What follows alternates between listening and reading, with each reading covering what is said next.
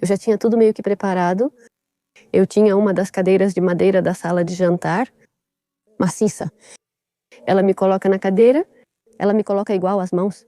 Tira a fita, coloca minhas mãos para trás e me algema. De ambos os pés, ela coloca as pernas da cadeira, me prende com aquela fita cinza. Na verdade, ela me enrolou com fita ao redor do rosto, na cabeça dessa parte aqui. E a boca até atrás, ela praticamente enrolou minha cabeça inteira com fita. Sinto o cheiro de sangue. Isso meio que me deixa em alerta. Fico pensando, por que está cheirando assim? Ele vai embora. Eu viro para olhar para ele. Ele estava apertando uma das mãos. Por que está me olhando, Paola? Vire-se. E ele me disse que ia me manter ali, que se eu me comportasse mal, que se eu fizesse algo para fugir, ele ia me deixar acorrentada ali para sempre, do pé com a corrente. Ele tira essa corrente de mim. Ele sempre me mantinha naquele quarto, me mantinha trancada lá. Ele batia no meu bichinho de estimação se eu resistisse. Kevin a matou e eu fiquei, como assim? Ele fez isso mesmo? Quer dizer, ele realmente cumpriu todas as ameaças que fez para mim, mas como? Tipo, não. Não, não é verdade. Ele me disse, não, sim, é que estamos aqui. Em tal lugar estamos velando ela, já estamos velando ela. E foi tipo, não, não, não é verdade. E você pensa, né? É tipo, não é verdade. Você está me dizendo isso para me machucar, ou sei lá. Tipo, todas essas negativas de não, não é verdade. E meu irmão me dizia, não, sim, é que realmente encontramos ela. Ela estava embaixo da caixa d'água, como você tinha dito. Ela cortou meu cabelo para tirar toda a fita. E na verdade cortou ainda mais o meu cabelo. Eu tinha mais ou menos desse tamanho e ela cortou na altura do queixo. Acho que foi para não me reconhecerem ou algo assim. Em maio de 2023, a senhora Enedélia perdeu a vida quando tentou proteger sua filha da violência exercida por seu genro. O agressor a atacou até tirar sua vida e depois enterrou seu corpo no quintal da própria casa, com a intenção de ocultar o crime. No entanto, a violência não terminou aí. Mais adiante, Paula também foi vítima de sofrimento e privação de liberdade pelo mesmo agressor, o que aprofundou a tragédia e revelou uma cadeia de impunidade. Olá, eu sou Paula Mejia Garcia, sou filha da senhora Enedelia Garcia Pérez, vítima de feminicídio. Estou aqui para contar o caso da minha mãe, Enedelia. O relacionamento que eu tinha com a minha mãe e como ela era comigo, tínhamos uma relação bastante próxima, tínhamos uma relação boa. Na verdade, nós trabalhávamos juntas no mesmo restaurante. Já que minha mãe queria passar mais tempo comigo, e comecei a trabalhar com ela. Tínhamos um relacionamento bastante agradável, saíamos juntas, praticamente estávamos juntas a maior parte do tempo. Minha mamãe era uma pessoa reservada, na verdade. Ela era uma pessoa reservada, tinha um caráter forte, mas no geral ela era bastante amável com as pessoas. Na verdade, a comida do restaurante que sobrava para não ser desperdiçada, ela era dada para as pessoas que vinham pedir de fora da comunidade. Realmente minha mãe era muito gentil com eles. Realmente ela foi uma das primeiras pessoas a chegar para morar na comunidade. E, bem, ela era muito querida e conhecida por todos da comunidade. Na verdade, eles nos conhecem há mais de 20, 30 anos. Como era trabalhar com a minha mãe? Era bastante interessante, já que eu só a conhecia bem como mãe, como pessoa ao redor, sabe? Mas nunca a tinha conhecido como chefe, como colega. Era uma dinâmica muito, muito interessante. O fato de que, de repente, se isso acontecesse comigo no trabalho, não sei, um prato aqui, leve para a mesa, ou de você tem que checar isso ou aquilo, ou de repente eu dar uma orientação para minha mãe. Ei, olha, preciso que você faça esse pedido para mim. Preciso que você me dê esse troco. Ou algo assim, era muito, muito estranho, de repente você poder dar uma ordem, entre aspas, para sua mãe nesse sentido. Era muito, muito interessante. Nós nos acompanhávamos bastante, quer dizer, era o turno todo, comíamos juntas. Conversávamos sobre o ambiente, sobre o trabalho, sobre os clientes que chegavam.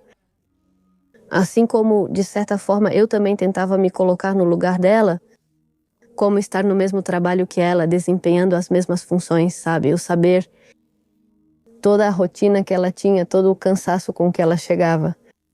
Foi como entendê-la muito mais nesse aspecto, além de como mãe, como mulher, como bem empregada. Ou seja, como que chegar a ter muito mais empatia por ela e ela por mim.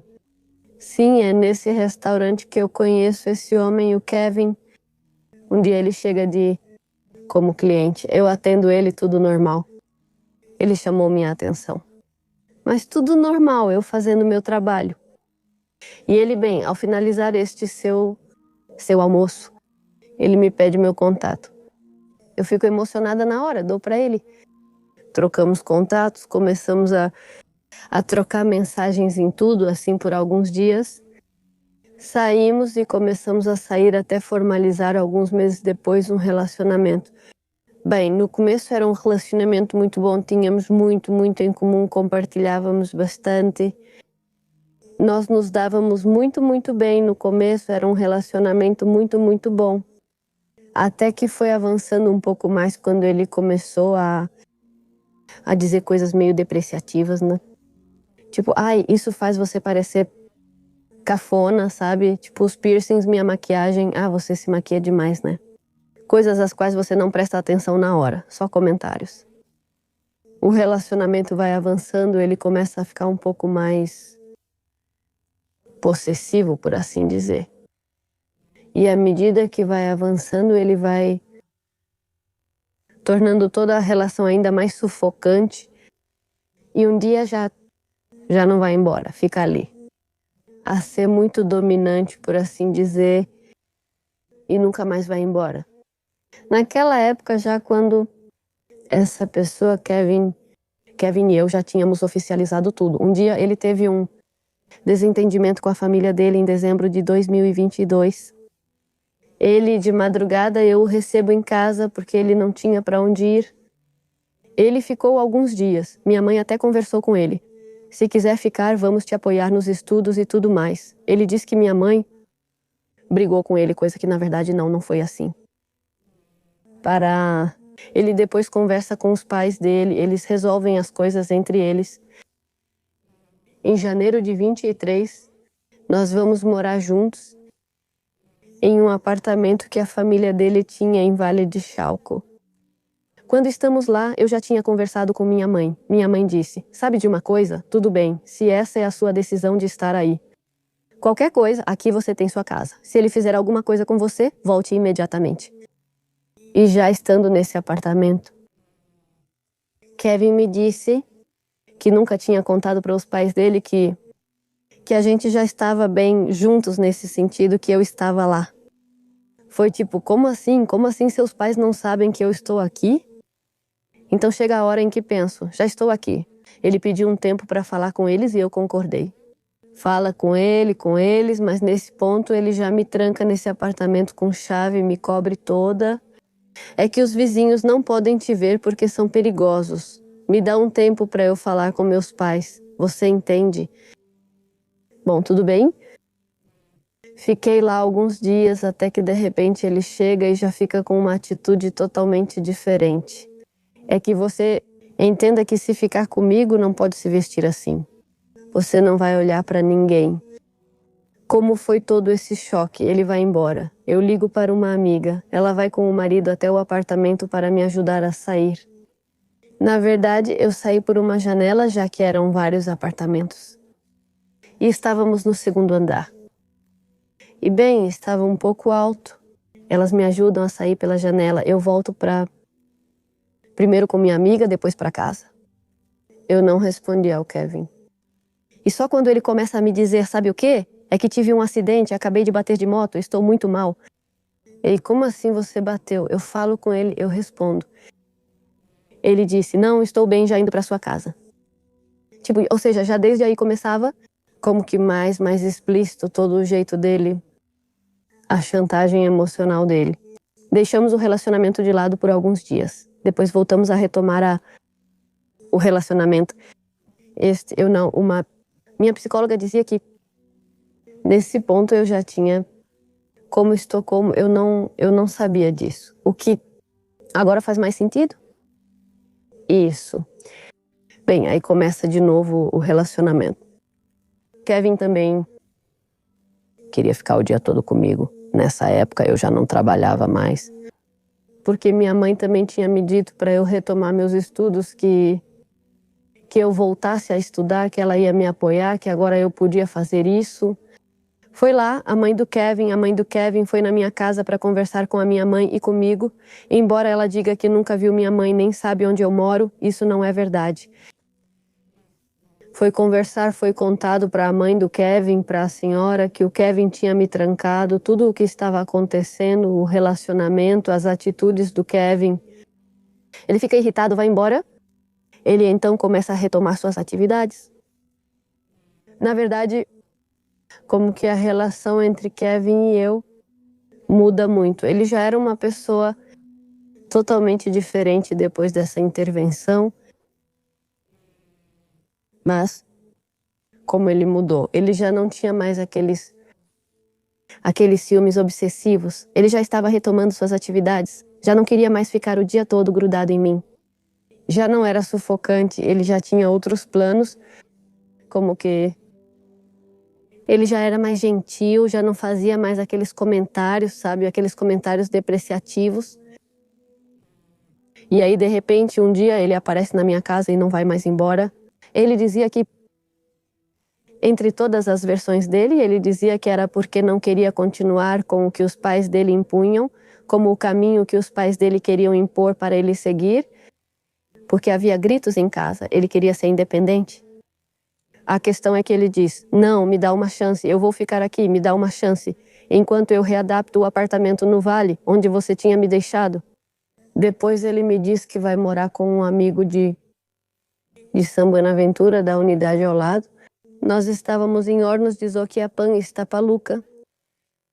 Mas, nesse ponto, já era um estresse mental muito, muito grande. Já era tipo, olha, faz o que você quiser, porque realmente colocavam uma pressão mental muito forte em mim.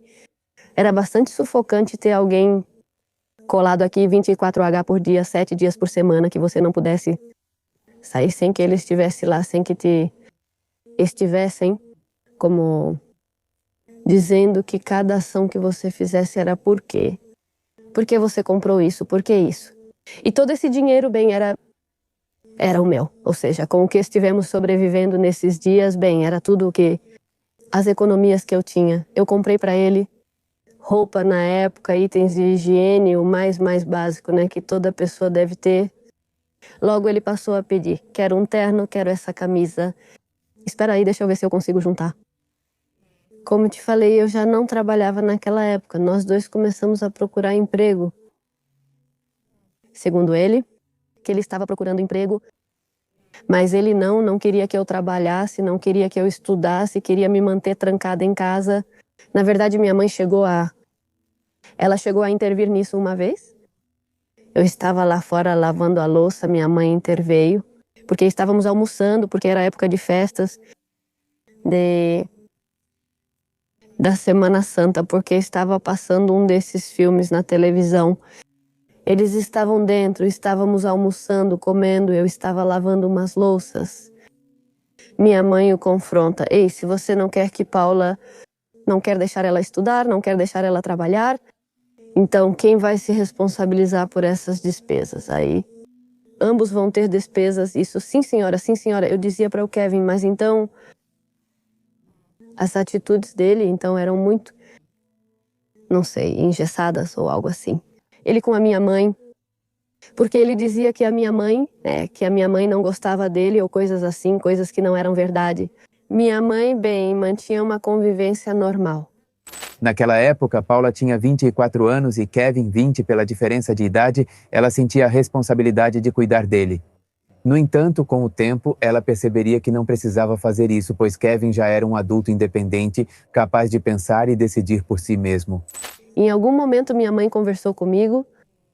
Sim, ela me aconselhou a refletir se era com ele que eu realmente queria estar. bem, ficar somente com ele e que, bem, ela iria respeitar, bem, o relacionamento que estava acontecendo na casa, porque na verdade a casa era tipo duplex, de 2 andares. Minha mãe estava em cima, eu estava embaixo, e foi aí que eu começo. Depois que minha mãe me diz isso, entre outras coisas, eu começo a retomar minha atitude de sempre. Como que já não ser tão submissa com Kevin, de realmente voltar a colocar os limites que sempre estiveram no início de sabe o quê? Para mim não parece certo ou não, ou isso não, ou em outros aspectos não tão íntimos ou mais do dia a dia, que para Kevin, pelo visto, não. Redundância, né? Não parecia tanto para ele. Depois disso, segundo eu, tínhamos um relacionamento tranquilo, já nem por dizer isso, tão bem, era normal, suportável, cordial entre nós dois. E um dia, no 5 de maio de 2023, sem esperar, já que minha mãe estava trabalhando, ela me liga e diz: "Oi, Pau, você pode fazer o favor de ir comprar uma vela?" "Sim, tudo bem, eu vou mais tarde." Eu estou saindo. Kevin me pergunta: "Para onde você vai?" "Ah, vou comprar uma vela." Fui comprar a vela, voltei. Quando eu volto, tem o pátio, tem a casa. Finjam que são 4 quartos, um quadro dividido em 4, 3 quartinhos em L e um separado, que é onde eu estava, os 3 em L. Ficava a cozinha. Eu então vou entrando na casa. O que eu faço é chamar o meu cachorro. Éramos só nós que estávamos ali. Ele não vem? Acho estranho. Vejo o Kevin, que está no quarto. Ele está se vestindo, trocando de roupa. Não me lembro direito. Ele está ali. E quando eu vou entrando na cozinha, ele está na cozinha. Depois tem outro quarto ao lado, que era tipo uma despensa. E à esquerda, no fundo, tinha um quarto dos fundos que a gente usava quando algum familiar chegava ou algo assim. Eu vou entrando na cozinha. Quando estou na metade, alguém me puxa por trás, me derruba, eu caio no chão. Na hora é como um choque, sabe? Tipo, o que está acontecendo? Você nunca espera isso na sua casa. Meu primeiro pensamento é tipo, de liga para o Kevin. E aí, tipo, tenho esse pensamento e de repente ouço a voz do Kevin. É que isso é culpa sua, Paula. Ele pegava minhas mãos por trás, me levantava, isso é culpa sua, você quis assim, não ia permitir que me deixasse. Como que esse choque de momento, como assim? Do tipo, no que está acontecendo? Ele me agarra, me leva para o quarto ao lado, que é tipo um depósito. Ele me revistou, pegou minhas chaves e meu telefone dizendo: "Você procurou por isso." Ele me amarrou com fita, me levou para o próximo quarto, o quarto do fundo, que é onde tudo acontece. Onde também estava meu cachorro, com focinho e patas amarrados com fita. Kevin me algemou. Ele tinha umas algemas que disse que tinha comprado pelo marketplace do Facebook de um ex-policial, que eram algemas de verdade, bem reforçadas. Estando lá, então, ele já tinha quase tudo pronto. Ele tinha uma das cadeiras de madeira da sala de jantar, maciça. Ele me coloca na cadeira, coloca minhas mãos do mesmo jeito, tira a fita, coloca minhas mãos para trás e me algema. De ambos os pés, ele coloca meus pés nas pernas da cadeira e os prende com aquela fita cinza. Na verdade, ele me enrolou com fita ao redor do rosto, na cabeça dessa parte, e a boca para trás, ele praticamente enrolou toda a minha cabeça com fita. Ele começou a me dizer, era de tarde, ele começa a dizer que isso é culpa minha. Como você vai me compensar por todos os sacrifícios que eu fiz? Que eu fiz por você, abandonar minha família, abandonar meus estudos. Eu fiquei tipo, como assim? Que começa a me dizer, que começa a me perguntar: onde sua mãe guarda todo o dinheiro? Porque minha mãe tinha economizado dinheiro para comprar uma cisterna. Ela já tinha nos dito que só faltava a mão de obra para fazer tudo. Então é como se eu não soubesse. Ela pegou meu celular, desbloqueou com a minha digital. Ela mudou a senha, mudou tudo. Ela começa com aquilo de que eu finalmente vou sentir tudo o que Tudo o que ele tinha sentido, que toda a dor que eu tinha causado a ele, que eu não fazia o que ele queria, que isso tinha machucado muito ele. Ou seja, muitas coisas onde ele dizia que eu sempre tinha tratado ele muito mal e que ele tinha sido a melhor pessoa. Passam algumas horas, já está anoitecendo, hora em que minha mãe deveria ter chegado do trabalho, já que ela estava toda amarrada, algemada. Ela colocou uns fones de ouvido de diadema. Ela conectou no Bluetooth no meu telefone. Ela aumentou todo o volume. Ele sai do quarto, ela apagou a luz, sai do quarto. Passa muito tempo. Não sei exatamente quanto tempo, mas foi muito longo. Eu não consegui me soltar das amarras, nada. Os fones de ouvido, eram maiores do que a minha cabeça. Eles começam a escapar de mim. Eu ouvi um barulho, tipo aqueles barulhos secos, como quando alguém pula em um telhado e pá. Como que eu pensei, o que é isso? Um tempo depois, foi muito tempo, Kevin chega de novo. Ele me iluminou com o celular, com a tela. Ai, o que foi? O que aconteceu? Você está bem?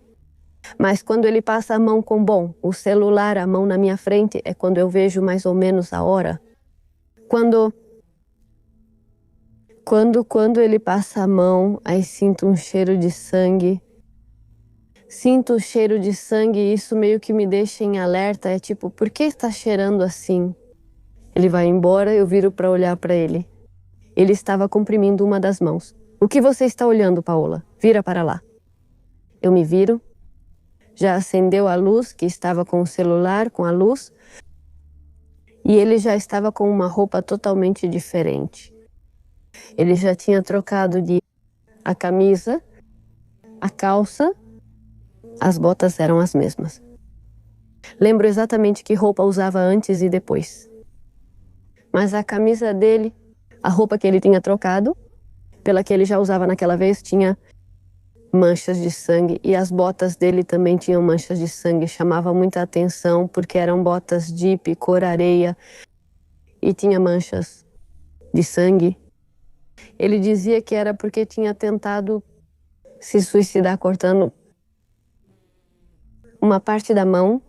Era a esquerda, me parece. Se não me engano, a questão é que ele cortou uma parte da mão.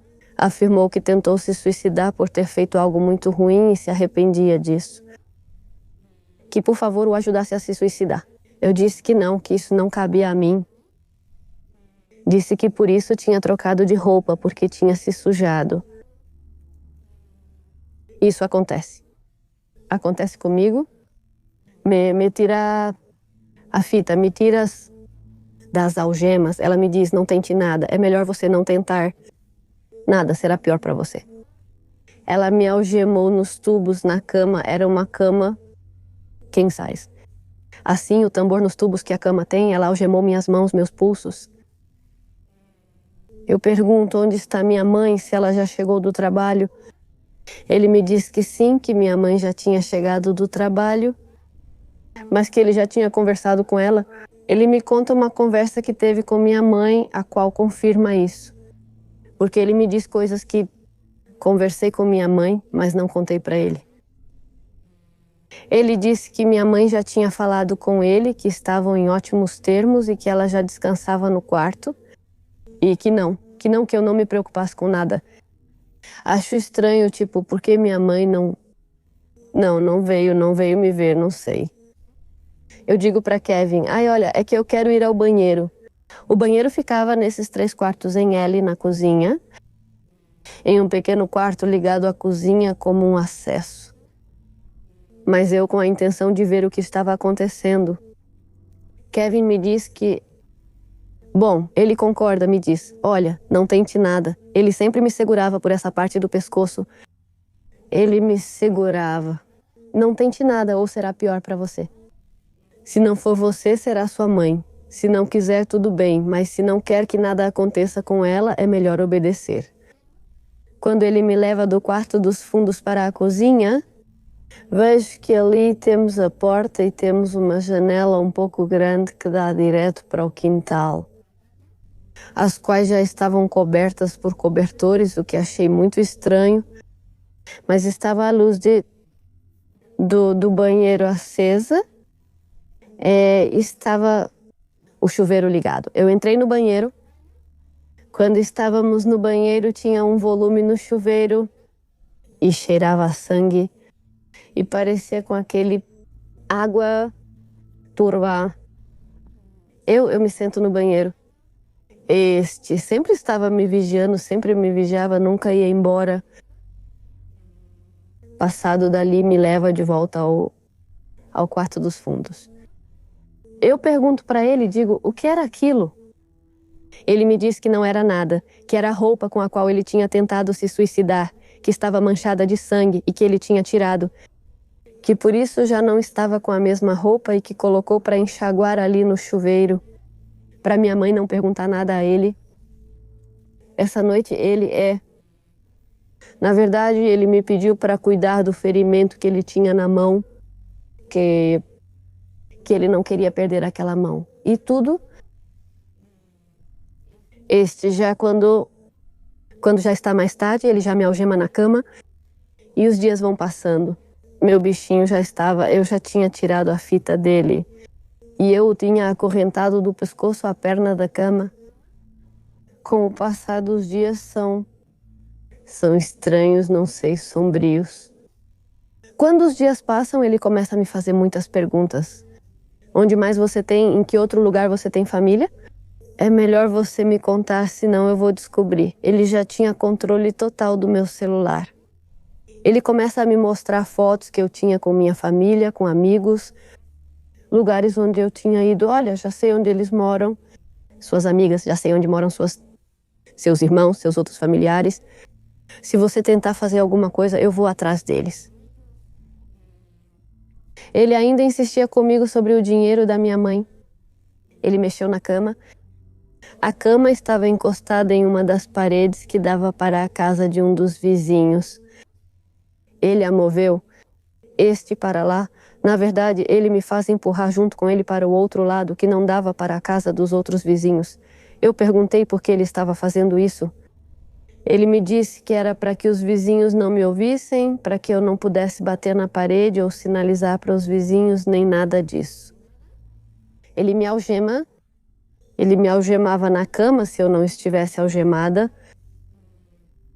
Ele estava me vigiando. Ele é muito maior fisicamente do que eu, na verdade pesa o dobro de mim.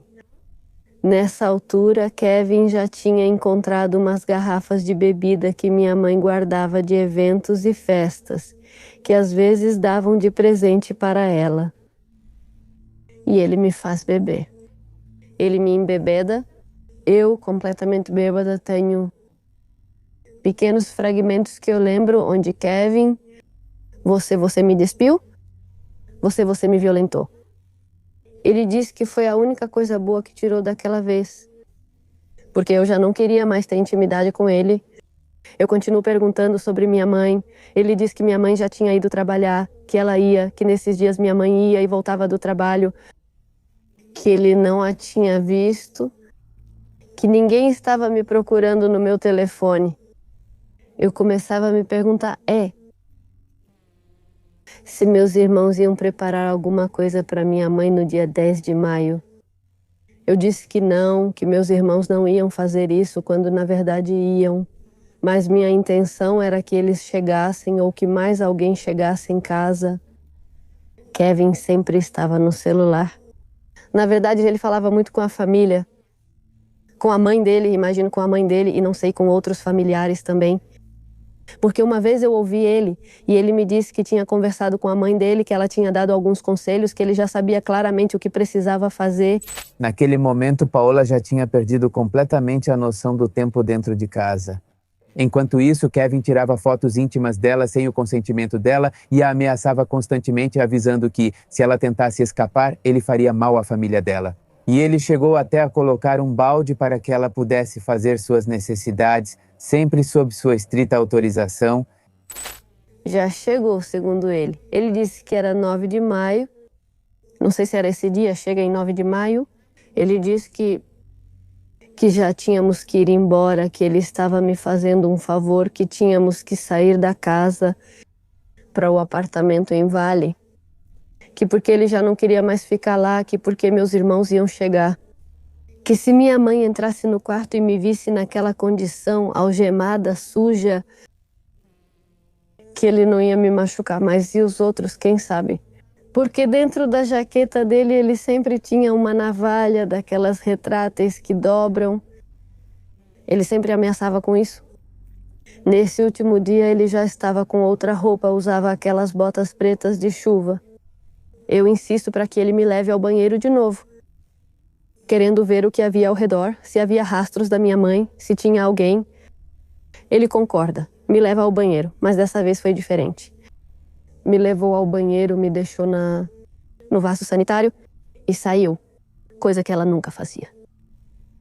Então eu escuto, porque eu já tinha ouvido aquele som dos tijolos quando eles se movem, sons de paz e tudo mais. Por isso peço para me levar ao banheiro.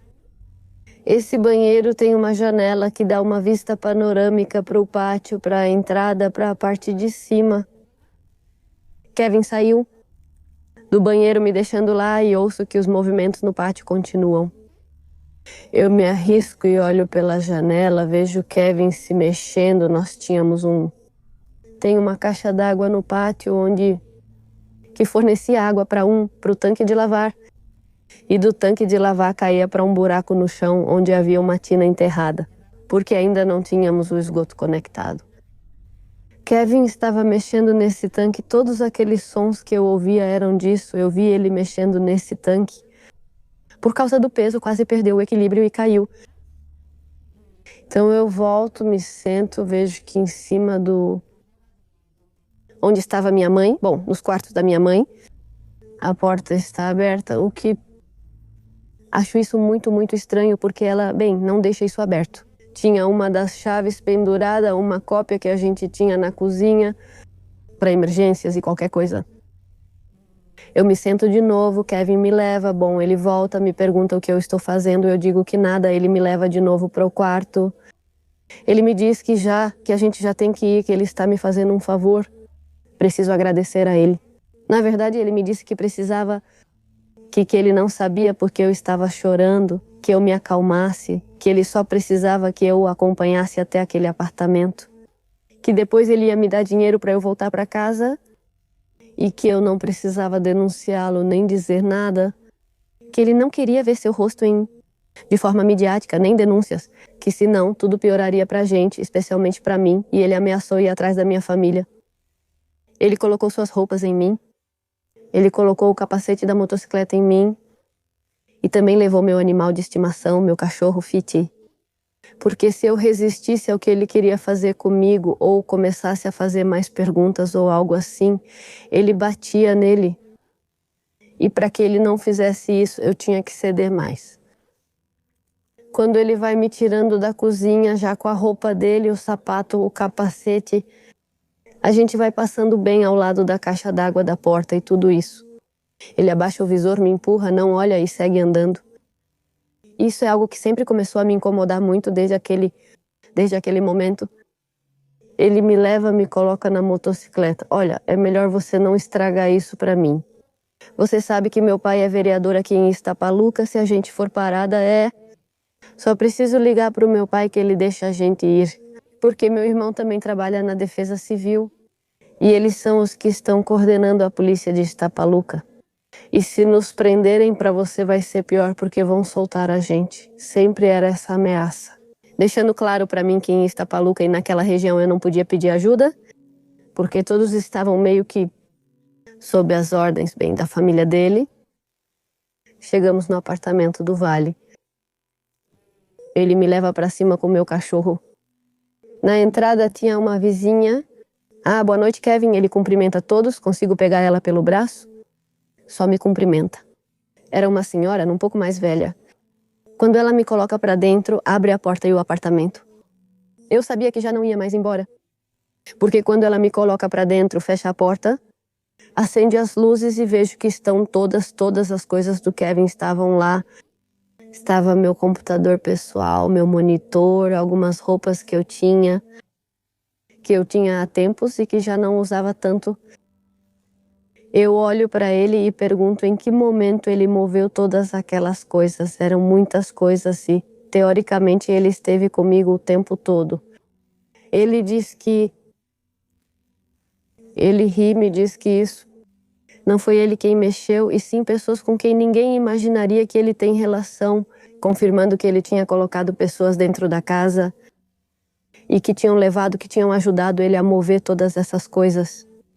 Ele me coloca em um dos quartos desse apartamento, era menor.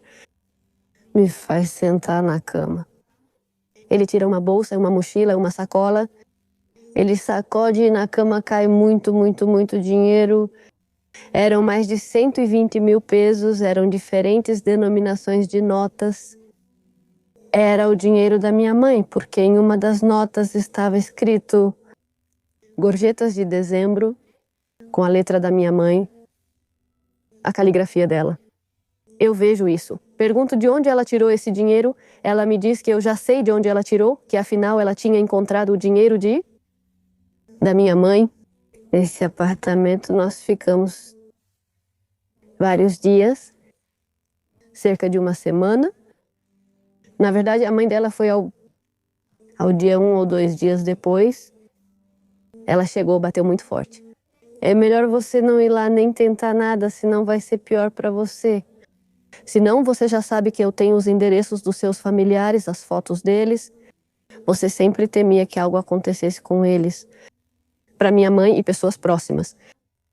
Ele foi, conversou com a mãe dele. Dava para ouvir as vozes altas. Não sei se eles discutiram, o mais provável.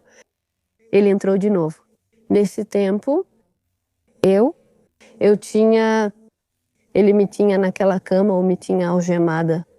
Na verdade, ele tinha colocado ali um gancho na parede e tinha muitas correntes. Kevin comprou uma dessas correntes bem, bem longas e ele acorrentou meu pé e me disse que ia me manter ali, que se eu me comportasse mal, que se eu fizesse algo para escapar ou algo assim, ele ia me manter acorrentada ali para sempre, no tornozelo com a corrente. Ele tirou essa corrente de mim.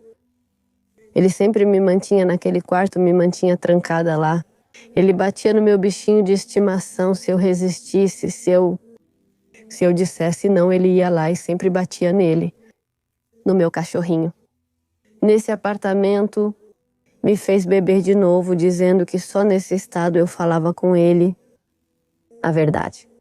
Acontece a mesma coisa, ele abusa sexualmente de mim, tira fotos de mim, tira vídeos. Ele diz que tudo isso eu procurei, que isso era culpa minha, que ele não ia permitir que eu o deixasse. Passando por esse estado etílico, eu perguntava sobre minha mãe, porque ele ali me disse que minha mãe, ele tinha o meu telefone. Ele dizia que minha mãe tinha me ligado, que minha mãe tinha me mandado mensagens no WhatsApp, que ela não queria me ver, que eu tinha roubado ela. Ela acreditou nisso do Kevin, mas não de mim. Que dizendo muitas coisas. Eu nunca vi essas mensagens, era só o que o Kevin dizia. Eu tentei mandar em guardanapos notas de socorro para os apartamentos de baixo, porque a janela estava um pouco quebrada. Mas pelo visto, ou não viram ou não quiseram se meter em problemas, ou diretamente não quiseram ver nada. Porque os apartamentos eram muito pequenos. Isso acontece nesse departamento. Então, tudo isso acontece. Ele começa a me dizer que ele já conversava muito comigo naquela época. Ele dizia que gostava muito de mim, que não queria que eu me afastasse dele, que ele queria me ter ali sempre, que ele ia me manter ali, protegida, que instalaria câmeras no apartamento inteiro para eu nunca sair do lado dele. Ele dizia que na verdade também queria levar outra garota, uma ex-namorada que ele teve antes de mim, porque ele dizia que todas as mulheres eram más, que todas tinham feito mal a ele. Na verdade, ele também queria fazer algo com a mãe dele, porque quando estávamos na minha casa, quando ele me mantinha presa e a mãe dele ligou para ele, consegui ver a tela porque ele estava comigo. Eu perguntei, você não vai atender sua mãe? Esperando que a mãe dele fosse novamente até a casa. E ele disse que não, que depois também ia cuidar dela. E bem, não sei. Isso acontece. No estado de Nayarit, ficamos até o dia 17 de maio, se não estou enganada com as datas. Para esse dia, ele disse que já tínhamos que sair de lá porque ele tinha outra coisa muito importante para fazer. Em Tepic, Nayarit, ele me disse para onde iríamos. Ele me disse nesse apartamento que minha mãe nunca, que fora daquela mensagem do WhatsApp que ele disse ter enviado, mas não foi verdade. Que ninguém estava me procurando, que ninguém me amava, que eu não importava para minha mãe, que minha mãe estava muito feliz sem mim, que meus irmãos, que ninguém estava me procurando. Era o que ele sempre dizia, que eu não importava para ninguém. As violências dele sempre eram assim, esses ataques, ou ele me empurrava ou me forçava, colocava o corpo dele em cima de mim. Tudo isso acontece. A gente vai embora, ele nos leva, né? A gente vai para a rodoviária do sul da cidade do México. Ela colocou meu cachorro numa caixa de transporte, numa transportadora, tudo isso acontece. Nos ônibus, era de madrugada, por um táxi de aplicativo. Eu não vi mais ninguém, estava tudo muito vazio, eu só conseguia ver as pessoas. Ele sempre repetia, é melhor você não estragar isso para mim. Lembre-se que um político vale, que pesa mais do que um policial. Sempre eram essas ameaças. Faça o que mando ou algo acontece com sua família, não estrague isso para mim. Sempre eram ameaças muito claras. Acontece isso. Ele compra as passagens onde não me pediram identificação. Ele comprou, eu tentava fazer sinais para as pessoas, mas ninguém me via. E só quando me vi em um espelho, na condição em que eu estava, foi que pude entender um pouco mais a situação em que eu me encontrava. Na verdade, eu estava sem sapatos porque tinha tirado, porque ele me disse diretamente: para as vítimas é mais difícil fugir se estiverem sem sapatos e descalças. Ele me deixou com as sandálias dele, que eram 2 ou 3 números maiores que o meu pé. De lá chegamos a Tepic, Nayarit. Chegamos à tarde, no comecinho da noite. Kevin, pegamos um táxi, ele colocou meu cachorro e eu dentro. Ele começa a perguntar para o taxista se lá tinha muitos policiais, se era seguro. Ele nos leva para um hotel. Para o Hotel Arias em Tepic, Nayarit, que ficava perto de uma loja Coppel, dessas Coppel que dizem Coppel Canadá, pelo rio Canal Mololoa, algo assim que se chama. Porque esse senhor não me ajudou, foi horrível. O responsável do hotel. Então entramos, nos deram um quarto horrível, fui picada por percevejos. Se não bastasse tudo o que aconteceu, estávamos nós duas lá. Mesmo assim, os abusos do Kevin continuavam, abusos sexuais, porque ele insistia que queria me engravidar, que ele precisava de um filho meu, que ele queria ter um filho. Ou seja, muitos abusos desse tipo. Eu pedi ajuda para ela, diretamente ao Senhor quando tive a oportunidade. Olha, sabe de uma coisa? Eu vim do estado do México, vim sequestrada. Eu tinha marcas mais visíveis das algemas nos pulsos. Eu não tinha percebido, mas quando Kevin tirou toda a fita de mim, na parte de cima do crânio, eu não tinha cabelo. Tinha um buraco muito grande porque ele cortou meu cabelo para tirar toda a fita e, na verdade, ele cortou ainda mais meu cabelo, que estava mais ou menos nessa altura, e cortou até a altura do queixo. Imagino que foi para que não me reconhecessem ou algo assim. Aconteceu isso, o senhor respondeu. Ah, sim, tudo bem. Não chamou ninguém, nem me ajudou, foi horrível. Depois disso, Kevin encontrou um apartamento no Marketplace do Facebook. Ele encontrou através de mensagens. Ele usava meu telefone e usava o dele. Ele sempre estava enviando sua localização, porque do meu telefone. Eu via que ele abria muito o WhatsApp com meus... Das poucas vezes que cheguei a vê-lo, ele tinha os chats dos meus irmãos, das minhas amizades. E quando ele via que eu estava olhando, ele fechava. Ele alugou um apartamento em Monte Carlo, em Tepic, Nayarit, em um conjunto habitacional Monte Carlo, na rua Princesa Estefânia. Nesse apartamento ele paga em dinheiro, com o dinheiro que ele tinha roubado da minha mãe. Ele nos mantém lá, do mesmo jeito por alguns dias. A tática dele era a mesma. Ele tinha levado nos malas os computadores dele, coisas minhas, levou o cabelo que ele tinha cortado de mim. De uma forma muito sombria, ele levava bem coisas minhas. Este levava seus pertences. Ele dizia que a gente ia ficar lá por um mês, que eu não precisava me preocupar nem nada, que a gente ia ficar lá por um mês. Continuei perguntando por minha mãe, mas ele insistia que eu não importava para ela e que ela não me queria mais. Sempre me fez acreditar que ele era tudo que eu tinha e que só precisava me preocupar com ele.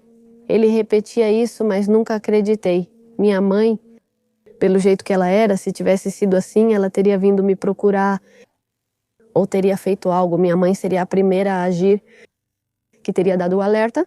Durante esses dias, nas conversas que tinha com alguns vizinhos do local, Paola tentava dar sinais sobre a situação que estava vivendo. No entanto, ninguém conseguiu entender a mensagem que ela tentava passar. Por outro lado, toda vez que saíam, ele a segurava firmemente pelo braço ou pelo pescoço. Ainda assim, nesses poucos momentos fora, Paola procurava com o olhar as câmeras de segurança, na esperança de que alguém estivesse procurando por ela. Eles ficam lá por dias do mesmo jeito. Abuso sexual, psicológico, verbal. É que você sempre quis se afastar de mim. Kevin dizia que eu saía com outras pessoas, mas isso não era verdade. Passam-se esses dias, chega um último dia em que ele me disse que já vamos sair desse apartamento porque vamos comprar coisas de despensa, provisões. Vamos ao Walmart. No Walmart eu estou tentando encontrar quem pode me ajudar. Todos os funcionários estão com seus walkie-talkies. Mas eu sei que eles não têm capacidade de reter ninguém lá. E o Kevin sempre estava nesse contexto e também havia ameaças contra a minha família. Saímos do Walmart e de lá fomos para a praça de Tepic, Nayarit dos Três Golfinhos.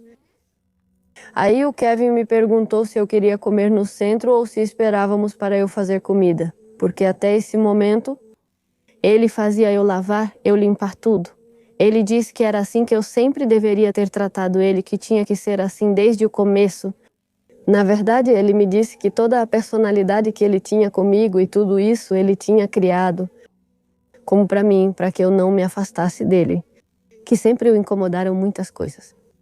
Que na verdade ele meio que me escolheu por mim, minha fisionomia que era muito magra, que era doentia, que eu não podia enfrentá-lo, que eu não tenho esse vigor, que eu não tenho uma boa condição física, que eu já tinha. Ela disse que tudo o que eu fazia sobre minha mãe e a situação, inclusive nos manter lá, era isso. Que ele já tinha planejado isso antes, porque ele já tinha percebido que eu ia deixá-lo, o que, bem, sim, era verdade. Que terminaria o relacionamento.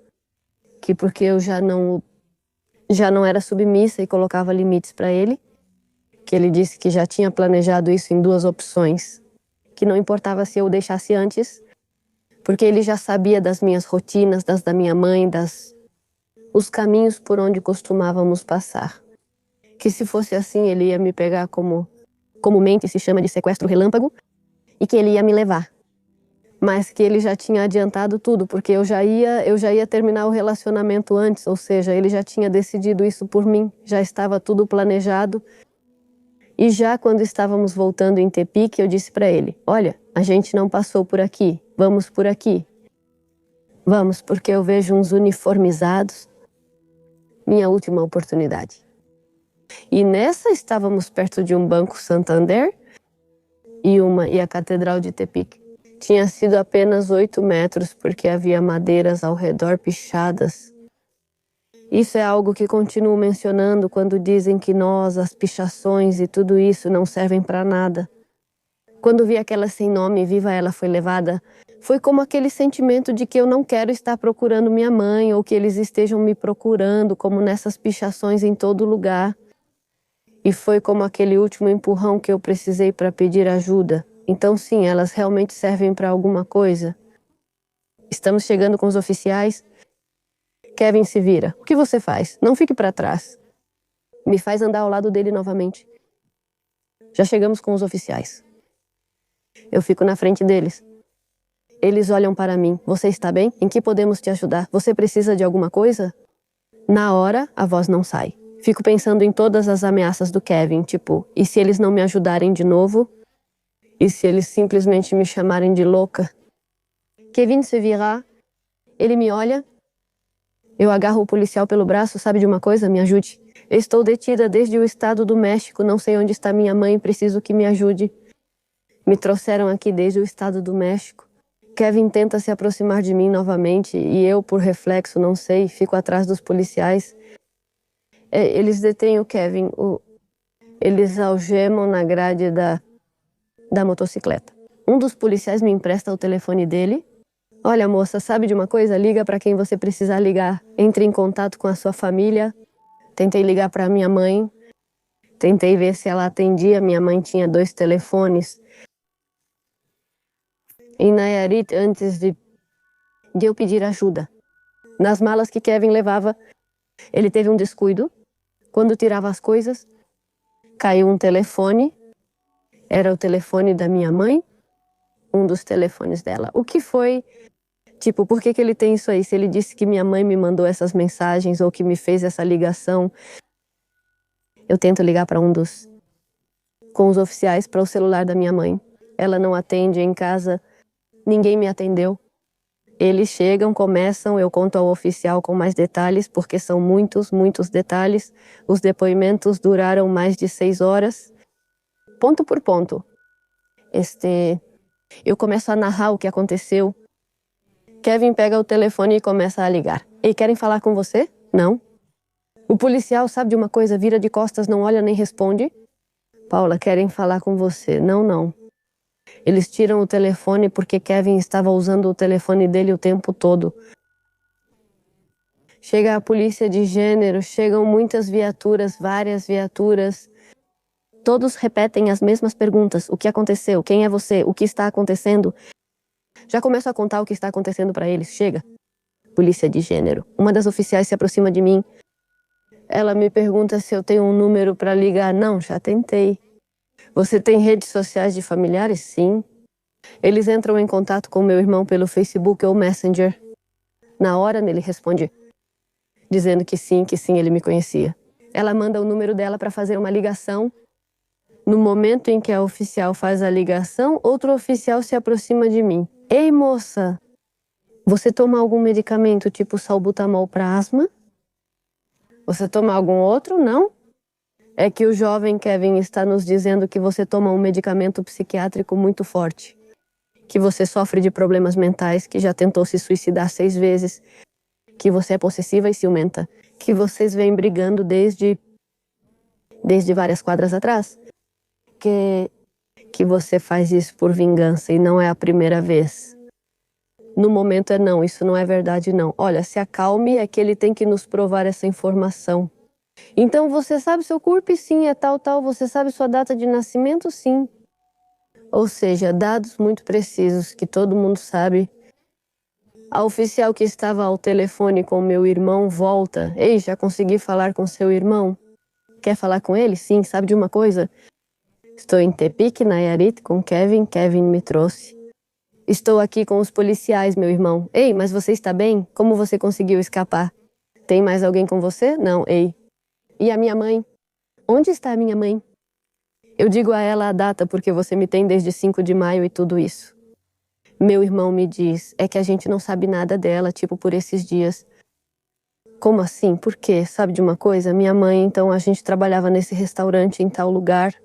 Se ela não estiver, os chefes dela têm outro endereço. Ou eles têm outra casa em tal lugar. E de repente, como que tudo se encaixou. E sabe de uma coisa? Procure minha mãe em casa. Eu vi o Kevin que mexeu naquela caixa d'água e nunca me disse por quê. Eu vi isso. Procure minha mãe em casa, procure ela em todos os lugares, procure minha mãe nos arredores, procure minha mãe. Não, nós vamos procurar por ela. Olha, se acalme, eu vou ligar para nosso irmão mais velho, para que ele mova a caixa d'água. Isso. Não se preocupe, agora mesmo vamos nos mobilizar. A policial tira meu telefone por um tempo, me dizem, olha, não se preocupe, você já está salvo. Agora vamos, Vamos te colocar em segurança. Ah, não, sim, tudo bem. Então, mas depois me dizem, eu preciso colocar as algemas em você por protocolo, pela sua segurança e pela nossa. Ah, sim, tudo bem. Eu já me sentia totalmente resgatada. Eu já tinha conseguido falar com meu irmão, todo mundo já sabia onde eu estava. Me levam para a viatura. O que aconteceu? Não, foi isso. Não, moça, é que olha, não volte a confiar nessas pessoas. Não se preocupe, agora você já está aqui com a gente. Agora você já vai para casa para fazer o que precisar. Sim, tudo bem. Eles nos levaram para a delegacia. Eles fizeram um exame de urina na gente, fizeram isso com um médico legista. Eu tinha um hematoma, um roxo no pescoço que o Kevin fez em mim, porque ele me deu um chupão muito forte de que era para marcar território e afastar as pessoas de mim. Eu tinha nos braços, quando ele me segurava, me sacudia, eu tinha marcas, sabe, por causa do médico legista. As das algemas, eles nos revistam e mandam para as celas.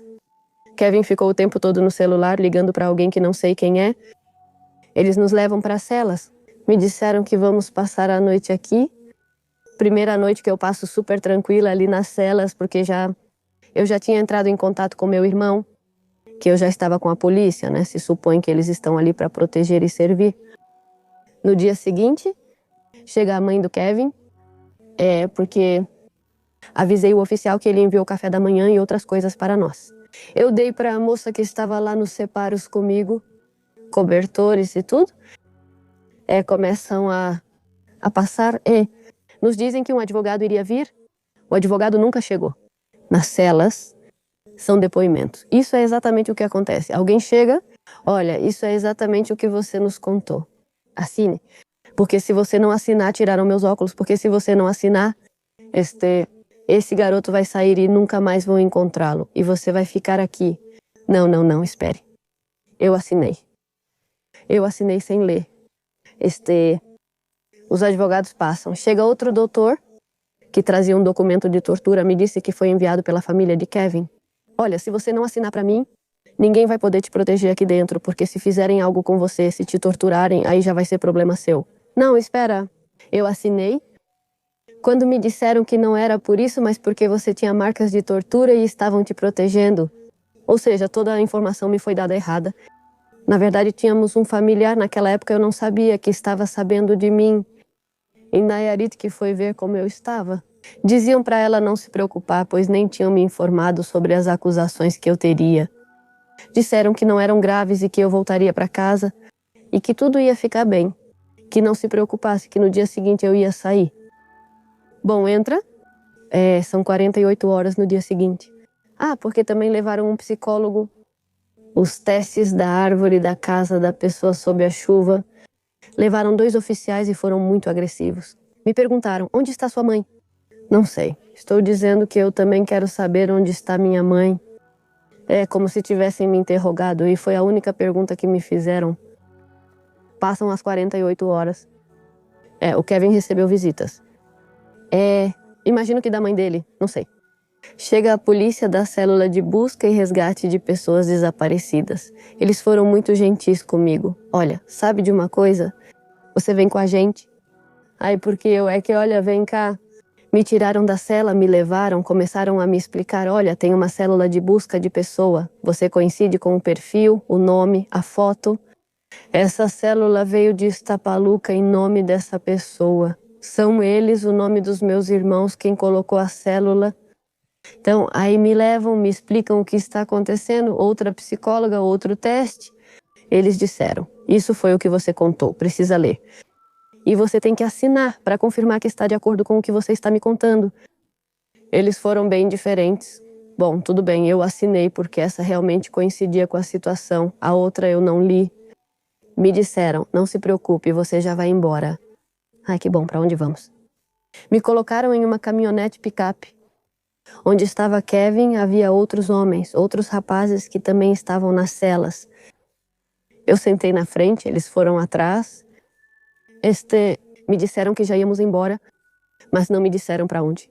O primeiro lugar onde chegam é o cerezo masculino. Lá deixam Kevin e os outros homens que estavam com eles. Depois, eles vão para o cerezo feminino, onde Paola é levada. Ela estava completamente assustada e sem entender o que estava acontecendo. Até que informam a Paola que ela foi levada para aquele lugar porque havia acusações contra ela por ter cometido um crime. Foram muito, muito gentis no cerezo, foram muito gentis comigo. Eles me levam para a custódia, serviço social. Eles sim, uma coisa muito, muito diferente, me surpreendeu muito. Eles na custódia dizem que já sabem pelos crimes por que estou aqui. Foi perguntar, é que você está aqui por violência doméstica, suborno e resistência. O que é suborno? Pergunta ela. Ela falou, dizem que você tentou subornar os policiais oferecendo dinheiro. Como assim? Me acusaram de violência doméstica, porque diziam que eu estava brigando com Kevin, que na época era meu parceiro. Que suborno, porque os policiais disseram que no momento da detenção eu ofereci a eles uma nota de 500. Quando eu nem sabia que dia era e eles não tinham nada com eles, para que nos soltassem. Outra versão dos policiais é que eu ofereci o dinheiro para que soltassem o Kevin. E resistência, porque dizem que eu, com o meu porte físico, supostamente agredi uma policial e a derrubei no chão. Eram esses os delitos pelos quais éramos acusados. No dia seguinte, me disseram para tomar banho. Eu tomei banho. Apenas o médico legista fez uma revisão em mim, só visual. Ele não fez exame de violência sexual e não me informaram nada além disso na promotoria de Nayarit, sendo que esse é o protocolo que deveriam seguir com as vítimas. O que agora eu sei, naquele momento eu não sabia, e era responsabilidade deles seguir o protocolo. No dia seguinte, essa audiência de vinculação ao processo. Ninguém me dizia nada sobre minha mãe, só me diziam que eu era a pessoa que tinha a célula de busca. No começo, eu pensava, talvez minha mãe ou meus irmãos tenham colocado, estava o nome dela, mas talvez tenha sido mesmo minha mãe quem colocou. A audiência acontece. Filho, estamos lá, Kevin. Na verdade, me algemaram com o Kevin para subir o que... Mais violência psicológica e revitimização. Você é algemado junto ao agressor. Fomos para a sala do tribunal para a audiência. Me colocaram uma advogada. Foi a primeira vez que vi uma advogada. Kevin estava com 3 advogados. Advogados particulares da Cidade do México. Começa a audiência, começa-se a relatar tudo.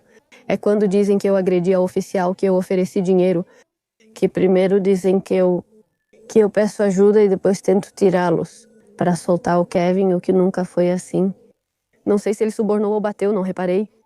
Esse talvez sim, mas é isso. Começa a dizer que o juiz muito muito correto, começa a dizer que eu tenho uma célula de busca com outra pessoa. Minha advogada estava aqui. Pergunto, que outra pessoa? Com quem mais tenho ficha? Ele me diz, permita-me, eu tinha a pasta. Ele começa a procurar e aparece minha célula de busca. E no começo é tipo, eu sabia que eles me procuravam, eu sabia que essas eram as mentiras do Kevin. Mas quando a advogada vira a página... É a célula de busca da minha mãe, Porque minha mãe tem uma célula de busca? Pergunto, mas por quê? Onde está minha mãe? Onde ela está? Por que ela tem uma célula de busca? Não, eu não entendo. A advogada me diz, fique calma. Eu me acalmo, então Kevin começa a dar seu depoimento. Nesse momento, já me tiraram de lá quando eu já tinha a cópia. Ele diz que ele trabalhava, que ele estudava, que ele estava lá de férias, que o dinheiro era dele, que eu não trabalhava e todo o dinheiro era dele. Que ele tinha escolhido o lugar, que eu era uma pessoa violenta, relata uma versão. Nossa, para resumir tudo isso e não alongar mais. Os advogados dele dizem que eu não tenho nenhuma lesão. Quando eram muito visíveis, médico legista, o juiz perguntou para Kevin, oi, como diz que ambos estão de férias, mas também afirma que está trabalhando e estudando? Mas ela tem lesões, mas porque ela tem uma ficha de busca na final. E por que você não tem? A família de Kevin estava lá na audiência. Eram audiências públicas. Acontece isso. Nos impõe a ambos eu não declaro, porque minha advogada me diz para eu não dizer nada. Ela me diz, nos impõe a ambos 1 mês de prisão preventiva obrigatória para investigações. Ele é levado de volta ao presídio do Carranza. Eu sou levada ao presídio feminino. Lá nos mantém a ambos por 1 mês, eu no presídio. Então eu fico lá 1 mês este lá fora. Então, eu não sabia o que estava acontecendo. Ninguém me falava nada sobre minha mãe. Quando eu chego depois da audiência no Cerezo, a advogada me deu o número do meu irmão, porque estava na pasta, eles me deram assistência social. Sua ligação de direito, eu faço minha ligação. Ei, sabe de uma coisa? Eu falando com meu irmão. Ei, sabe de uma coisa? É que eu tive a audiência de vinculação. Aconteceu isso. Vou ficar aqui um mês. Não, mas como assim? Ninguém nos avisou. Se supõe que temos alguém lá que está nos avisando, meu familiar. Eu pergunto, ei, mas e a minha mãe? Onde ela está? Ela tinha uma ficha. É que já a encontramos. E eu na hora disse, eu sabia. Com certeza o Kevin estava com ela. Também a mantinha lá em cima amarrada. Como está minha mãe? Onde está minha mãe? Me passa para minha mãe, eu quero falar com ela. Essa ligação eles estavam gravando, o áudio está aí. Me avisa na hora, meu irmão, não a Paola. É que ele a matou. Kevin a matou. E foi tipo, como assim? Ele fez mesmo? Quer dizer, ele cumpriu todas as ameaças que me fez, mas como? Tipo, não. Não é verdade. Eu disse, não, sim. É que estamos aqui em tal lugar, estamos velando por ela já. Estamos velando por ela. Foi tipo, não é verdade. E você pensa, é como se não fosse verdade. Isso você me diz para me machucar ou não sei, tipo, todas essas negativas de não é verdade. E meu irmão me disse, não, sim, é que realmente encontramos, ela estava embaixo da caixa d'água, como você tinha dito. Ele colocou ela lá, enterrou ela e foi tipo, não é verdade, tipo, como assim? Porque ninguém me disse isso antes. Já passou esse mês aí. Meus irmãos lá fora, então eles começam a fazer o movimento com a promotoria, das denúncias disso, daquilo. Entraram em contato em Nayarit com algumas advogadas feministas, as quais continuo agradecendo muito. Foram elas que conseguiram me tirar do presídio. Após um mês de suspensão condicional do processo, uma semana depois, que também saiu pelo mesmo motivo, minha mascote na época, pois também foram resgatá-la no apartamento, uma associação de proteção animal. No início queriam doar meu cachorro, mas depois desistiram, pois minha família quis saber por que queriam doar meu cachorrinho. Devolveram meu bichinho de estimação. Mas ele faleceu em dezembro daquele ano por causa de ferimentos internos. Foi o que disse o veterinário. Mas como não nos deram um documento, a defesa dele afirma que não é verdade e que inventei tudo. Da minha mãe, então, eu fico um mês em Nayarit, com essa pessoa, com esse parente, porque eu não podia voltar para o estado do México naquele momento por tudo o que estava acontecendo. A casa estava protegida, eu não tinha para onde ir, pela segurança também. Porque depois ficamos sabendo que meus irmãos me disseram que nas primeiras audiências o crime no começo era feminicídio como tal, mas a defesa dele, a defesa de Kevin aqui no estado do México, o transfere por ordem de prisão de feminicídio, presunção de feminicídio, deturpam o crime. Que, por que não cumpria os requisitos para feminicídio, quando está estipulado que são lesões infamantes, que são relação de confiança e por razões de gênero, os quais minha mãe, desde as lesões, já contava como feminicídio, sem contar a relação de confiança que existia de Kevin com a minha mãe. Dessa audiência não avisaram meus familiares. Eles reclassificam o crime para homicídio qualificado contra uma mulher, que é como todo o processo é conduzido. No processo, nas audiências, a presença de pessoas militantes do Partido Morena, do município de Iztapaluca, da Defesa Civil.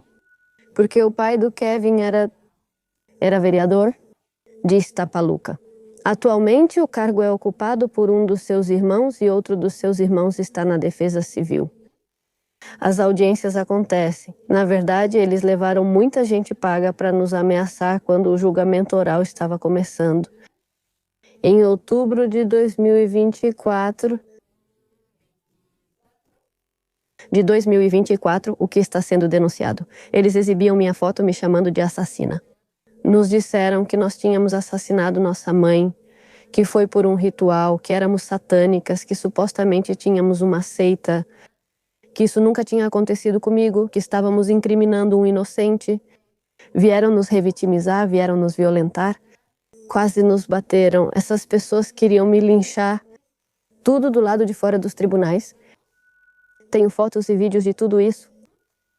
Foi apresentada uma denúncia. Tudo isso acontece. Já quando começam os depoimentos, quando eu obtenho as audiências, já me é permitido ter as audiências. Para Kevin, inventaram um emprego que supostamente ele tinha. Levaram testemunhas compradas para declarar contra mim que eu supostamente era uma pessoa violenta, que eu batia nele, pessoas que eu nunca tinha visto na vida.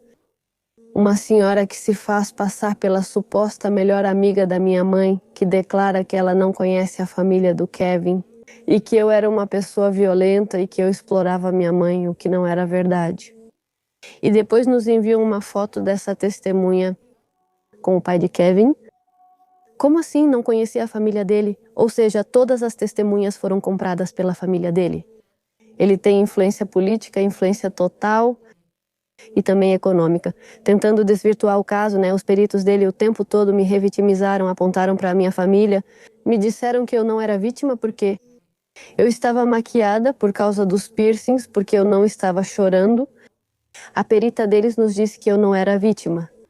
As advogadas perguntaram para ela como é que uma vítima se parece.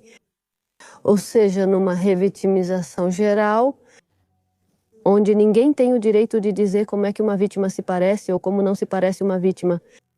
Em agosto, setembro de 2025, consegue-se que Kevin seja condenado a 62 anos de prisão por sua participação no homicídio qualificado contra uma mulher, minha mãe, Enedélia.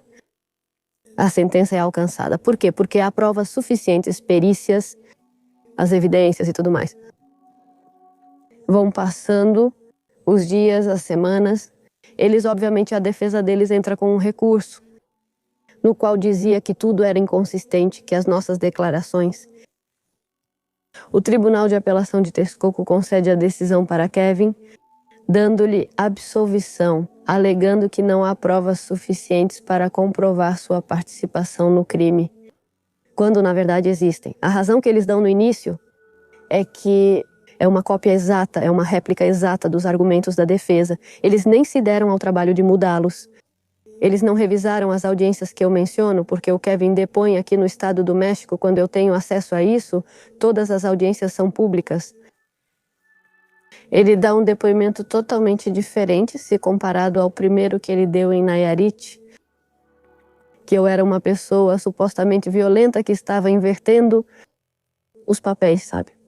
E durante toda essa audiência, ele sempre se mostrou, segundo ele, muito respeitoso diante de sua excelência, diante dos presentes, que ele era muito correto, porque ele sempre mencionou isso. É que eu nunca faria isso, porque eu sou uma jovem estudiosa, minhas notas têm uma boa educação, não, eu seria incapaz de fazer essas coisas. Ele sempre negou tudo, obviamente.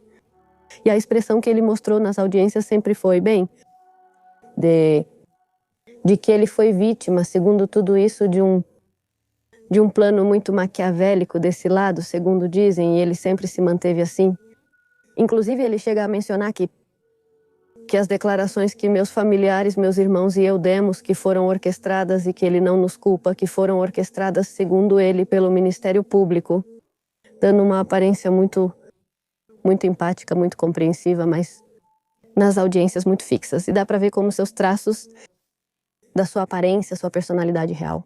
Esses vieses tipo, como de raiva, de um grande desgosto, de como me disseram, sabe? Os policiais, as advogadas. Olha, é que você parece muito, muito feia. E eu disse, claro que ele vai me olhar feio. Como que realmente tem esses traços muito marcados. Porque nunca fizeram uma perícia psicológica nele. Ele não passou por uma perícia. Os peritos dele sempre afirmaram que ele estava excelente, que tinha uma boa saúde mental, que não sofria de nada. E bem, até hoje eu não sei. Mas sim, essas eram as personalidades que ele mostrava, como se ele manipulasse as situações e as atitudes das outras pessoas em relação a ele. Hoje, atualmente, Kevin está em liberdade, onde, não sei, na verdade nós nos protegemos e já entrou no tribunal colegiado, me parece, o qual não foi possível notificar, acho que é o Kevin, porque o oficial de justiça foi notificá-lo no endereço que se tem. A mãe dele saiu, recusando-se a informar o endereço do Kevin e impedir sua notificação. Foram eles que se recusaram a ser notificados. Hoje em dia, a situação é preocupante para Paola, para a família dela também e para aqueles que a apoiaram em todo esse caminho. Há algum tempo, ela percebe a presença de pessoas desconhecidas e carros que ficam rondando ao redor deles. A isso também se soma o fato de que Kevin continua em liberdade, o que mantém o medo constante de que, a qualquer momento, ele volte para fazer mal a ela ou à família dela e cumpra com o que ameaçou. Por isso, Paola já solicitou uma ordem de proteção. No entanto, até agora as autoridades não deram nenhuma resposta para ela. Como é a minha vida agora sem a minha mãe? Bem, é estranha de certa forma, porque você nunca espera que esse tipo de coisa aconteça com você, né? É algo que sempre, infelizmente, você sempre ouve nas notícias, vê nas redes sociais e tudo mais, mas nunca espera que aconteça com você. E agora é como se eu ainda não conseguisse assimilar isso. Impactou, porque na verdade nós não tivemos, como você disse, acesso à casa. Na verdade nós não tivemos, nem minha família, nem eu, aquele luto como deveria ser pela perda de um familiar por todo esse impacto. É o luto de saber que ela não está mais aqui. O fato de você nem sequer poder ter como aquele momento de desabar. Porque você tem que estar em audiências, tem que estar com advogados, tem que estar na promotoria, tem que estar acompanhando para que o processo siga como deve ser. Que em alguns momentos é como, não, talvez minha mãe não a vi, mas talvez ela ainda esteja trabalhando ou ainda esteja fazendo sua rotina. É como, às vezes, que chegarmos a entrar em domicílio para as perícias em 2 ocasiões. Foi como de entrar na casa, vê-la como toda destruída, toda em ruínas, ao entrar no quarto onde estava minha mãe. O pensar que ela a qualquer momento ia sair, que ela estaria ali, como se nada tivesse ocorrido, dizendo: o que essa gente faz aqui? Por que você trouxe todos? Mas não, ela já não sai. Eu na verdade, tudo. Por isso, quando é tudo isso, são solicitadas as fotografias da medicina forense, da autópsia. Na verdade, a psicóloga me disse para não olhar porque seria um impacto muito forte, que eu não estava em condições. Mas eu insisti em vê-las porque era como algo que você ainda não acredita. Não, não é verdade. Quando eu as vejo, é como da primeira vez, é como se dissesse: não, não, não é minha mãe. Quer dizer, o corpo era muito diferente, inchado, irreconhecível, como se fosse vou passando as fotos e é tipo, não. Sim, sim, é minha mãe, a pintinha dela, a marca dela, os dentes dela, e sim, é ela. Ver ela assim, nesse estado, é algo que, não, você não espera. Todo esse processo é muito estranho, como se você já não tivesse mais aquela pessoa que você teve a vida inteira, né? Como se estivesse conversando com você, te incentivando, te repreendendo, te guiando, te aconselhando. Agora é como pensar, de repente, é tipo, se minha mãe estivesse aqui, ela saberia o que fazer, ou o que minha mãe faria nesses casos. É tipo isso. A ausência constante que está ali e tão feia e tão estranha essa emoção, porque você sabe que não partiu assim, tranquila, ou por uma doença, ou por velhice ou algo assim, né? Até mesmo essa velhice é negada. E em tudo isso, no momento de ver as autópsias, de ver a mecânica dos fatos, as lesões que ela tem, porque segundo o laudo e o Ministério Público, é uma hemorragia interna por arma perfurocortante no miocárdio, ou seja, uma facada no coração. E nas fotos dá para ver várias lesões, diz o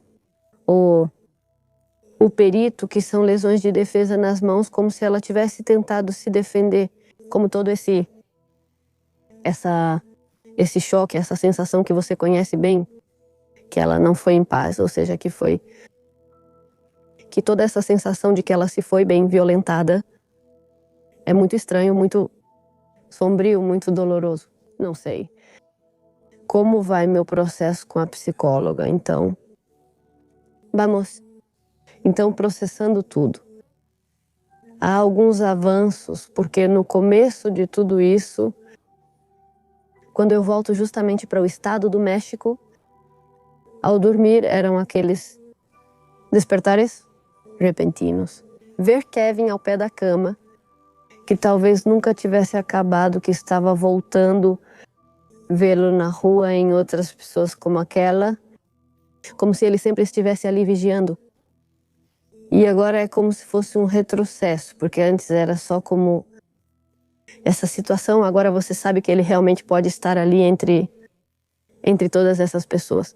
Porque a psicóloga me disse que o meu caso é uma depressão forte, estresse pós-traumático e ansiedade.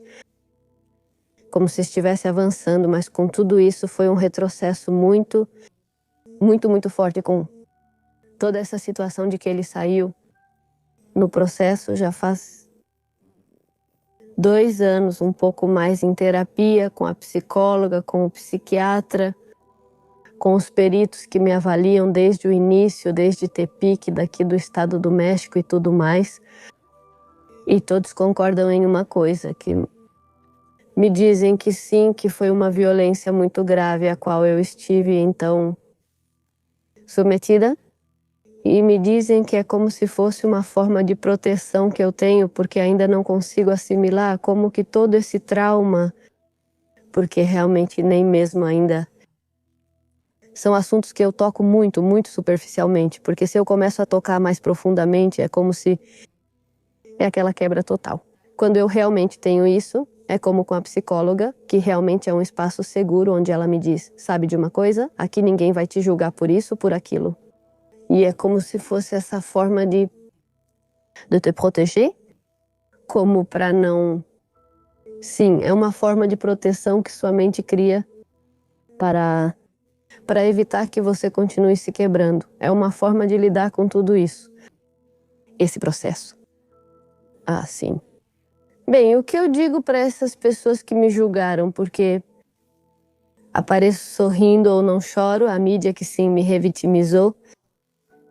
Ah, bem, na verdade, em uma das conversas que tive com nossas advogadas, também havia algumas jornalistas feministas que nos explicavam, né, que justamente isso sim é um ato bem violento e que incita muito ao sensacionalismo, né?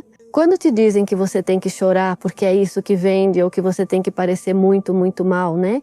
Quase te dizem, não tome banho por uma semana para que você venha em uma condição deplorável, né? Isso é algo, um ato violento, né? Que não é algo que se deveria fazer. E impede, tipo, o avanço que você pode ter na recuperação do seu plano de vida, que, bom, o meu eu nunca mais vou recuperar, né? Com todas essas coisas, para essas pessoas que me dizem para sorrir e tudo mais, bem...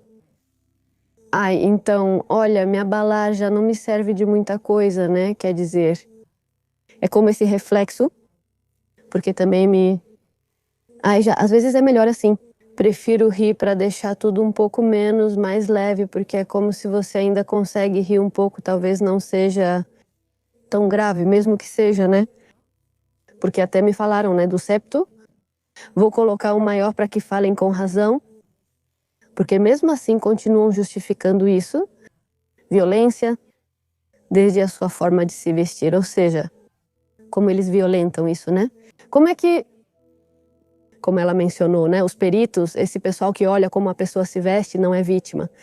Normalmente eu uso cores mais escuras. Hoje não estava com vontade. Mas normalmente é tipo, ela é satânica, ela é gótica. Essas pessoas são más e não são as que incitam tudo isso. É tipo, ai senhora, não, a senhora nunca ficou do lado de fora das pessoas que dizem ser muito, muito boas, como a família do Kevin, né, que dizem que são muito bons e tudo mais, e olha só, né, acabaram sendo cúmplices e pessoas feias, pessoas horríveis. E todas essas pessoas, então... Bem, cada vítima tem seu processo, nenhuma é igual à outra, Cada processo continua sendo muito único, muito diferente. Não é porque me vejam rindo um dia, não é como se você continuasse destruída, porque por dentro nem sempre você consegue ficar chorando, né? Porque até isso eu já ouvi com outras famílias que também, se você chora muito, te julgam porque dizem que você está exagerando. E isso não é verdade. Suas lágrimas parecem falsas, mas se você não chora, isso não é verdade, você não está chorando. Na verdade, nunca vai agradar as pessoas com nada. Então, realmente é, de certa forma, ignorar os comentários deles, porque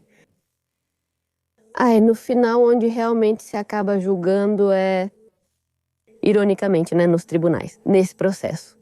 E sim, as vítimas continuam sendo apontadas, continuam apontando, porque também já me culparam muito por isso, de que foi você que o colocou na sua casa e é sua culpa que tenham matado sua mãe. E no começo eu pensava, sim, é verdade, né? Porque eu não coloquei um limite, porque eu não parei. E é como... um dia você acorda e é como se fosse. Mas por que ninguém está apontando o verdadeiro responsável, o verdadeiro assassino, o verdadeiro agressor? Porque isso é algo que realmente é muito omitido, e não só, como no caso da minha mãe ou no meu. Sempre apontam para a vítima, mas nunca apontam para o verdadeiro agressor, para o verdadeiro assassino, para o verdadeiro assediador. Quer dizer, isso é algo que sempre passa despercebido, né? Apontar e responsabilizar as vítimas e não apontar o verdadeiro agressor. Olá, olá a todas e a todos. Estamos do lado de fora do tribunal. A audiência começou às 2h. Essas pessoas têm nos ameaçado de morte, incitando que vão degolar as companheiras e a nós. E agora essas pessoas estão ali fora. Atualmente eu sei o que assinei. Além disso, eu não estava de óculos. E depois eu fico sabendo, já mais informada, porque, bem, realmente, infelizmente, é algo a que não estamos. Não estamos acostumadas a investigar nossos direitos, os procedimentos, e que realmente o Ministério Público se aproveita diretamente disso e seus dependentes. Bem, o que eu assinei é... Bom, agora que menciono, né? Eu não deveria ter assinado sem ter lido antes e eles tiraram meus óculos. E que, na verdade, não deveriam ter me feito assinar nada, porque eu não estava em condições para realmente ser interrogada, nem assinar pela condição tão vulnerável e tão abalada em que eu estava.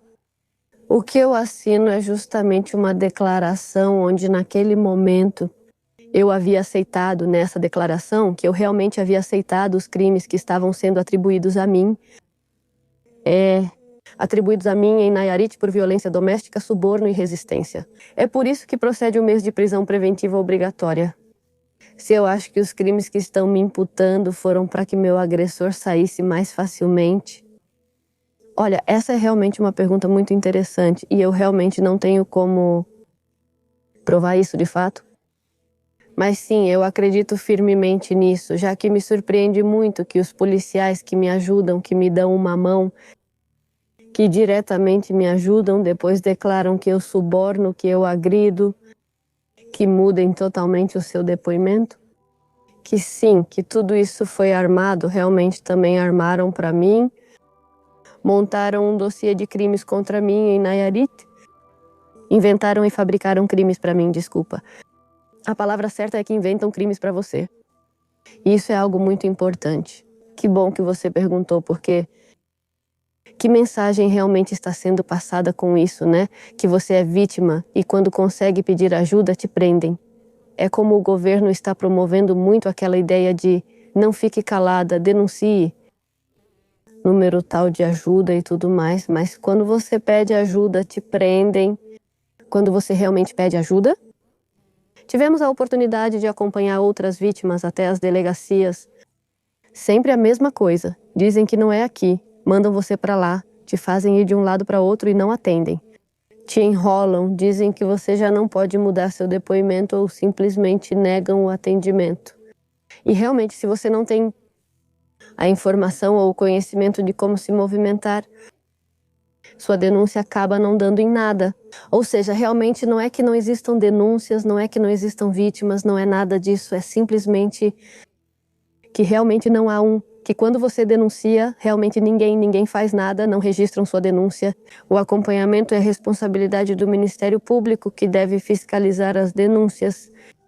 Mas é quando você tem que ficar pressionando, é como se você tivesse que conduzir seu próprio processo, tem que cuidar da sua saúde mental para não desanimar e ainda precisa ficar cobrando um trabalho que eles deveriam cumprir. E toda essa situação. Que ajuda eu preciso da sociedade? Bem, primeiramente que não sejam tão indiferentes, não só com o caso da minha mãe e comigo, mas de uma forma geral, porque não é um caso isolado. São muitos ao longo de todo esse tempo, eu caminhei com outras famílias, com outras vítimas, com outras sobreviventes e acompanhantes. Tive a oportunidade de conhecer ativistas e com todas elas eu ouvi suas histórias, eu ouvi coisas muito impactantes. Que é tipo, ai não sei. E tipo, sim, não ser tão indiferente diante desses casos, não virar o rosto para o outro lado quando se está violentando alguém, quando alguém pede ajuda, porque normalizamos muito essa cultura da violência, onde já não é estranho para nós ver que encontram um corpo, que há um desaparecido, que há mais uma vítima. Que não apontar diretamente para as vítimas, porque se supõe que o protocolo de vítimas é isso, que é preciso proteger as vítimas e não expô-las. Porque não só me apontaram, mas também a um dos meus irmãos, que é assim policial, apontaram ele nas redes dizendo que ele é cúmplice e tudo mais, e que ele orquestrou tudo, quando na verdade ninguém está realmente mencionando isso. As influências que a família do Kevin tem. Inclusive isso me faz perceber que porque ele teve o valor, se é que podemos chamar assim, coragem de fazer tudo isso. Porque ele sabia o quão bem protegida estava a família dele de tudo isso. E é isso, quer dizer, os agressores continuam agindo porque se sentem muito protegidos. E isso é algo que as companheiras me disseram bastante, as mulheres com quem conversei, que eles se sentem protegidos porque sabem que ninguém está realmente julgando eles, porque para eles não vão julgá-los. Eles não são os que são apontados, sempre apontam para a vítima, porque ela foi, porque saiu à noite, porque deu atenção ou porque não deu atenção. Já vimos tantas dessas situações que é como essa normalização da cultura da violência e da revitimização, onde estamos levando a informação em geral é justiça para Enedélia e Paola. Assim vocês encontram no Facebook, onde temos estado compartilhando o processo, tanto jurídico quanto social, que tem sido realizado. É onde temos compartilhado essas informações e onde têm sido documentadas as ameaças que foram recebidas de forma presencial. E até o momento como vai o caso, que não ignoremos os sinais nem minimizemos as atitudes, não só dos nossos parceiros, mas também das pessoas com quem convivemos, porque as violências não vêm apenas de um único lado, não vêm de um único lado. Que não nos diminuamos quando há certas atitudes, certos comentários. Porque, bem, tem uma frase que eu ouvi em uma música, acho que é da Ai de Quem É, da Maria Advertência, que dizia, tipo de si mesma, de que querem nos silenciar e que vamos gritar pedindo, que aos gritos reivindicamos nossa existência. Isso é algo que ressoa em mim, sempre ressoou muito. Que é isso, né? Que sempre querem que sejamos submissas, caladas, obedientes. Em muitos aspectos. E bem, não, sempre vão nos rotular como más mães, más filhas, más mulheres, más tudo. E é como se já vão nos julgar assim. Então tanto faz continuar reivindicando nossa existência. Não deixar que outras pessoas nos pisem e também prestar atenção para não pisarmos nos outros, em outras pessoas, porque sempre todas e todos nós caímos nisso em algum momento também. Reproduzir violências, mas perceber as violências e não repetir mais esses padrões é o que realmente faz a diferença. e ver realmente onde estamos. De forma geral, se você chegou até esse ponto do vídeo, seria de grande ajuda se você se inscrevesse no canal. Lembre-se, se quiser aparecer em um vídeo, escreva para e-mail @pepmistério.com.mx ou me encontre no Facebook como Pepe Mistério e no TikTok ou Instagram como Pepe Mistério Documentários. Esteja no México ou em qualquer lugar, podemos atender por videochamada